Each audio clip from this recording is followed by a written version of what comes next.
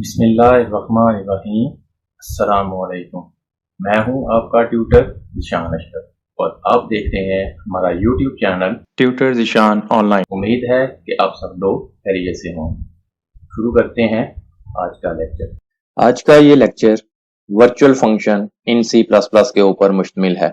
आज के इस वीडियो लेक्चर के अंदर मैं आपको तफसील के साथ वर्चुअल फंक्शन के मुतालिक बताऊंगा कि वर्चुअल फंक्शन क्या है, वर्चुअल फंक्शन को किस तरह से डिक्लेयर करते हैं, वर्चुअल फंक्शन को किस तरह से यूज करते हैं, वर्चुअल फंक्शन का फायदा क्या है, और एक छोटी सी एग्जांपल के साथ वर्चुअल फंक्शन को C++ के अंदर इंप्लीमेंट करके दिखाऊंगा।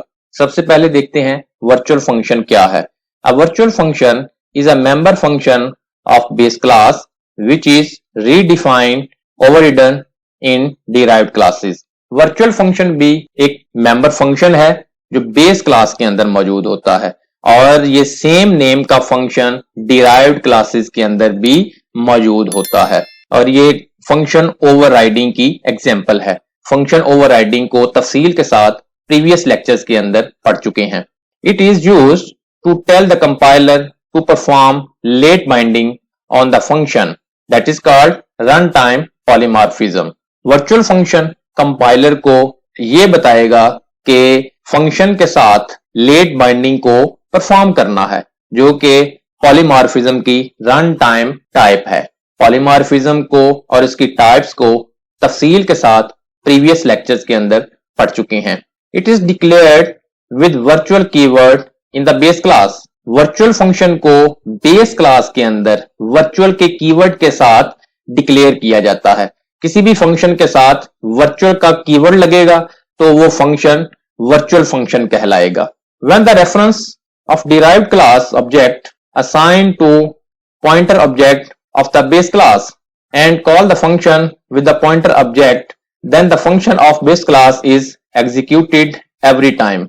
जब भी बेस क्लास के पॉइंटर ऑब्जेक्ट को डिफाइन करके डिराइव्ड क्लास के ऑब्जेक्ट के रेफरेंसेस उसको पास करते हैं और पॉइंटर ऑब्जेक्ट के साथ फंक्शन को कॉल करते हैं तो हर दफा कंपाइलर बेस क्लास के फंक्शन को एग्जीक्यूट करता था, जो हमने लास्ट लेक्चर के अंदर तफसील के साथ प्रैक्टिकली चेक किया था।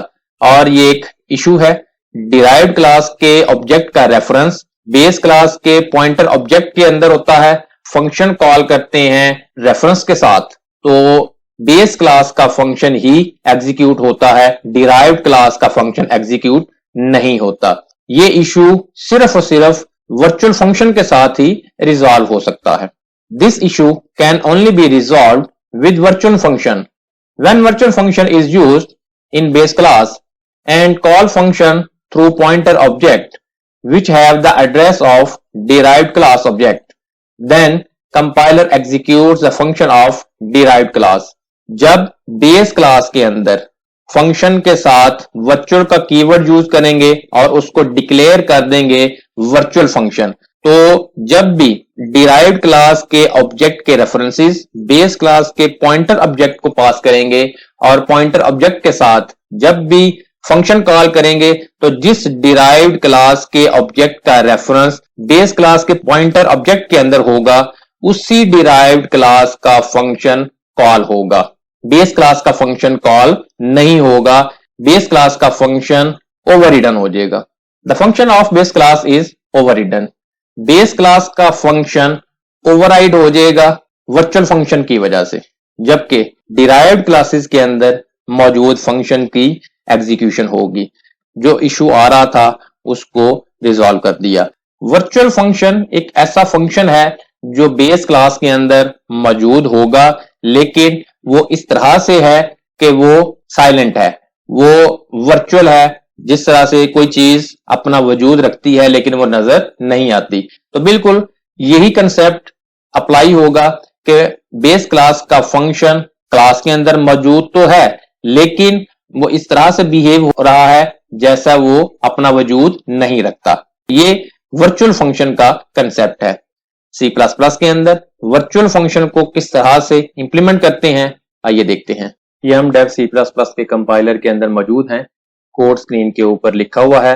इसको मैं लाइन बाय लाइन एक्सप्लेन करता हूं, उसके बाद इसको कंपाइल और रन करके रिजल्ट स्क्रीन के ऊपर डिस्प्ले करूंगा।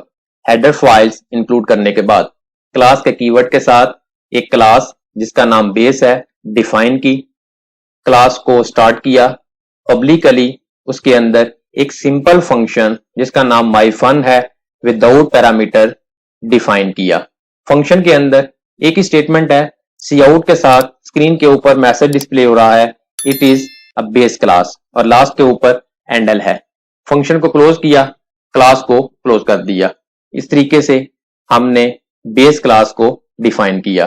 क्लास के कीवर्ड के साथ डिराइव्ड वन क्लास को डिफाइन किया जो बेस क्लास की प्रॉपर्टीज को पब्लिकली इनहेरिट कर रही है।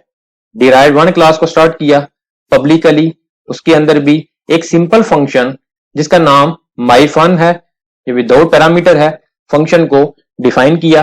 फंक्शन के अंदर सी आउट के साथ स्क्रीन के ऊपर मैसेज डिस्प्ले हो रहा है it is first derived class, और लास्ट के ऊपर एंडल है। फंक्शन को क्लोज किया और डिराइव्ड वन क्लास को भी क्लोज कर दिया।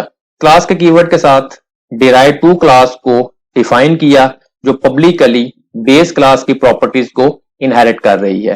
क्लास को स्टार्ट किया पब्लिकली, इसके अंदर भी एक सिंपल फंक्शन जो सेम नेम का है जिसका नाम माई फन है डिफाइन किया। फंक्शन के अंदर एक ही स्टेटमेंट है, सी आउट के साथ स्क्रीन के ऊपर मैसेज डिस्प्ले हो रहा है it is second derived class, और लास्ट में एंडल है। फंक्शन को क्लोज किया, डिराइव्ड टू क्लास को भी क्लोज कर दिया। हमने एक बेस क्लास और दो डिराइव्ड क्लासेस को डिफाइन किया। दोनों डिराइव्ड क्लासेस बेस क्लास की प्रॉपर्टीज को पब्लिकली इनहेरिट कर रही हैं। तीनों क्लासेस के अंदर सेम नेम का फंक्शन मौजूद है जिसको सिंपल कॉल नहीं करेंगे बल्कि पॉइंटर ऑब्जेक्ट के थ्रू कॉल करेंगे। इंट मेन फंक्शन को स्टार्ट किया, बेस क्लास का एक पॉइंटर ऑब्जेक्ट जिसका नाम बी है डिक्लेयर करवाया। डिराइव्ड वन क्लास का ऑब्जेक्ट D1 डिक्लेयर किया, डिराइव्ड टू का ऑब्जेक्ट D2 डिक्लेयर हुआ। बी को डिराइव्ड वन क्लास के ऑब्जेक्ट का रेफरेंस असाइन किया, बी के साथ माई फंक्शन को कॉल किया। बी को D2 का रेफरेंस असाइन किया, बी के साथ माई फंक्शन को वंस अगेन कॉल किया, रिटर्न 0 और मेन फंक्शन को क्लोज कर दिया। ये बिल्कुल वही कोड है जो पिछले लेक्चर के अंदर हमने परफॉर्म किया था, वही एग्जांपल है, वही कोड है। पहले मैं आपको इसको रन करके रिजल्ट्स डिस्प्ले करूंगा और उसके बाद प्रॉब्लम को वर्चुअल फंक्शन के साथ किस तरह से रिजॉल्व करते हैं वो तरीकाकार भी बताऊंगा। बेस क्लास के पॉइंटर ऑब्जेक्ट के साथ फंक्शन को कॉल करेंगे, दोनों दफा बेस क्लास का फंक्शन ही एग्जीक्यूट होगा क्योंकि वर्चुअल फंक्शन यूज नहीं किया। कंपाइल और रन करता हूं। कंपाइल और रन करने के लिए कंपाइल और रन के बटन के ऊपर क्लिक किया। स्क्रीन के ऊपर आप देख रहे हैं कि दोनों दफा बेस क्लास का फंक्शन ही एग्जीक्यूट हुआ है। इस प्रॉब्लम को वर्चुअल फंक्शन के साथ किस तरह से रिजॉल्व करेंगे? करना यह है कि आप बेस क्लास के अंदर आए और बेस क्लास के अंदर जो फंक्शन डिफाइन किया था उसके स्टार्ट के ऊपर वर्चुअल का कीवर्ड अटैच कर दें। वर्चुअल के कीवर्ड के साथ ये फंक्शन वर्चुअल फंक्शन डिक्लेयर हो जाएगा। बेस क्लास के अंदर जो फंक्शन मौजूद था उसको वर्चुअल डिक्लेयर कर दिया। अब ये फंक्शन मौजूद है लेकिन बिहेव इस तरह से करेगा जैसे ये फंक्शन मौजूद नहीं है। अब जब बेस क्लास के पॉइंटर ऑब्जेक्ट के साथ फंक्शंस को कॉल करेंगे और उनके अंदर डिराइव्ड क्लासेस के ऑब्जेक्ट के रेफरेंसेस हैं, तो जिस क्लास का रेफरेंस पॉइंटर ऑब्जेक्ट के अंदर होगा उसी क्लास का फंक्शन एग्जीक्यूट होगा। तो पहले डिराइव्ड वन क्लास के ऑब्जेक्ट का रेफरेंस है तो डिराइव्ड वन के अंदर जो फंक्शन होगा वो एग्जीक्यूट होगा और उसके बाद डिराइव्ड टू क्लास का फंक्शन एग्जीक्यूट होगा। इसको वंस अगेन कंपाइल और रन करता हूं और रिजल्ट्स डिस्प्ले करता हूं। कंपाइल और रन करने के लिए कंपाइल और रन के बटन के ऊपर क्लिक किया। आप देख रहे हैं कि जैसे ही बेस क्लास के अंदर फंक्शन को डिक्लेयर किया एज अ वर्चुअल फंक्शन और स्क्रीन के ऊपर पहली दफा पहला मैसेज डिराइव्ड क्लास के साथ आया it is first derived class, और second message second derived class से आया। दोनों डिराइव्ड क्लासेस के फंक्शन वन बाय वन करके एग्जीक्यूट हुए हैं। Press any key to continue. आपने देखा कि किस तरह से वर्चुअल फंक्शन ने जो इशू था उसको रिजॉल्व कर दिया। अगर आपका कोई क्वेश्चन हो तो कमेंट सेक्शन के अंदर आप पूछ सकते हैं। अगर आपको हमारी ये वीडियो पसंद आई हो तो इसको लाइक करें, शेयर करें, कमेंट सेक्शन में अपनी राय का इजहार करें, और अगर अभी तक आपने हमारे चैनल को सब्सक्राइब नहीं किया तो सब्सक्राइब के बटन पर क्लिक करके साथ घंटी के निशान को दबा दें, ताकि हमारी आने वाली हर वीडियो का आपको फौरन पता चल जाए। अपना बहुत सारा ख्याल रखिएगा। अल्लाह हाफिज।